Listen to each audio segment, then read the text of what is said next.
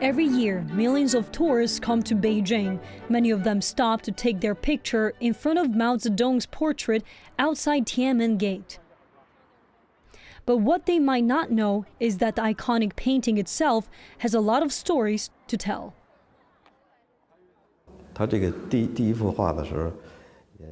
It was so stressful when I painted my first Mao painting, but I tried my best. People around China are all very familiar with Mao's face.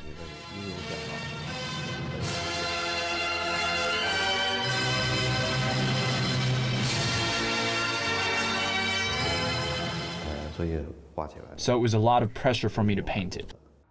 Only 4 artists have been chosen to paint Mao's portrait over the years. Ge Xiaoguang is one of them.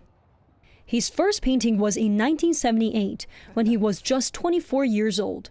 He's been painting Mao's portrait every year since then. To this day, the reclusive artist is humble about his early years.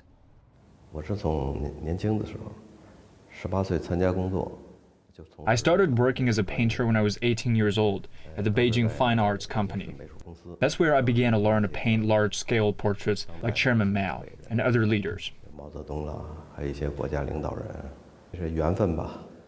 I think it was fate that my bosses chose me.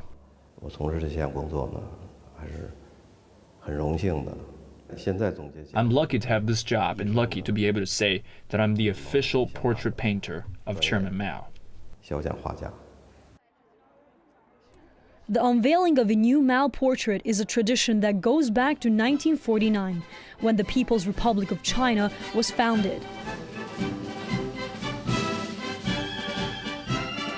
Every year, a new portrait goes on display, ahead of the National Day in October. Over time, Mao's look evolved in his paintings. The first showed him with his signature cap and wool coat. He's appeared very serious, with a fatherly look, and even showing a faint smile.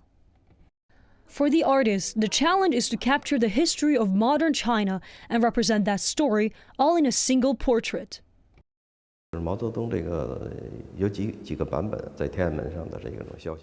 the years, there had been several versions of Mao's portrait. The government changes the portrait according to different circumstances and political needs. There was a period where the painting of Mao only showed 1 year. It was a nice portrait, but we were afraid people would feel uncomfortable seeing Mao like that, so we had to modify it. Then we tried to find more pictures of Mao, and finally decided to use this one.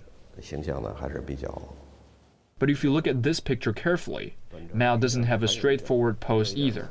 He turns to the side a little bit, which is more dynamic and vivid. Ge says he gets inspiration from official photographs, books, and videos of Mao Zedong. But beyond the artistic considerations, there are other things he's had to think carefully about.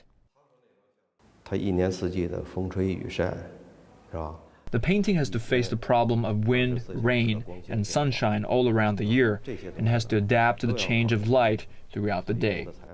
We have to consider this entire thing before we start painting. So we have to study and analyze every aspect of it to prevent the distortion of the color. That means choosing the right paint that can stand the different weather conditions. Being one of Mao's portrait artists is a distinction that carries a high honor. And for Ge Xiaoguang, having that honor gives him great satisfaction. Chairman Mao is not an ordinary person. You have to paint with deep understanding of his spirit and his connection with the Chinese Revolution. What I'm doing is not just art, it's beyond art. The significance of this portrait carries the same weight as our national flag and emblem.